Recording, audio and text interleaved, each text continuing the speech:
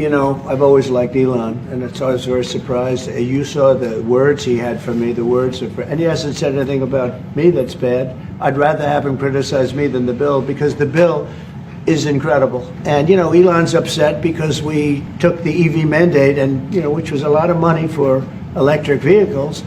And, you know, they're having a hard time, the electric vehicles, and they want us to pay billions of dollars in subsidy.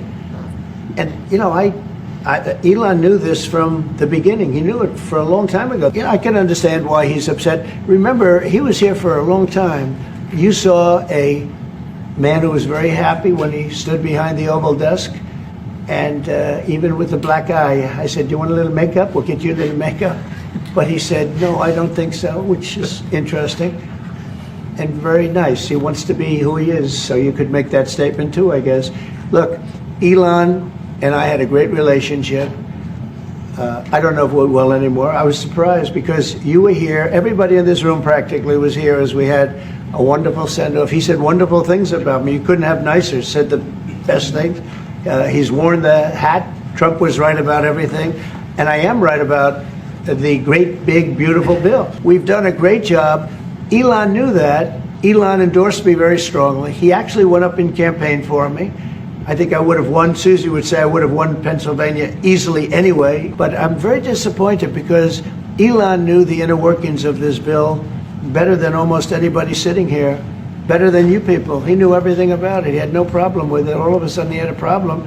And he only developed the problem when he found out that we're going to have to cut the EV mandate, because that's billions and billions of dollars. And it really is unfair. We want to have cars of all types. Electric, we want to have electric, but we want to have a gasoline, combustion. We want to have different. We want to have hybrids. We want to have all. We want to be able to sell everything. And when that was cut, and Congress wanted to cut it, he became a little bit different, and I can understand that. But he knew every aspect of this bill. He knew it better than almost anybody, and he never had a problem until right after he left. And if you saw the statements he made about me, which I'm sure you can get very easily, it's very fresh on tape. He said the most beautiful things about me. And he hasn't said bad about me personally, but I'm sure that'll be next. But I'm very disappointed in Elon. I've helped Elon a lot. Did he raise any of these concerns with you privately before he raised them publicly? And this is the guy you put in charge of cutting spending. Should people not take him seriously about spending now? Are you saying this is all sour grapes? No, he worked hard and he did a good job. And I'll be honest, I think he misses the place. I think he got out there and all of a sudden he wasn't in this beautiful Oval Office, and he's got nice offices too, but there's something about this one. And I'll tell you, he's not the first. People leave my administration and they love us. And then at some point they miss it so badly, and some of them embrace it and some of them actually become hostile.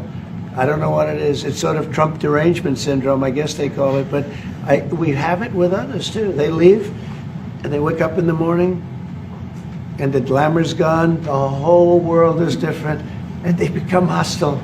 I don't know what it is. Someday you'll write a book about it, and you'll let us know.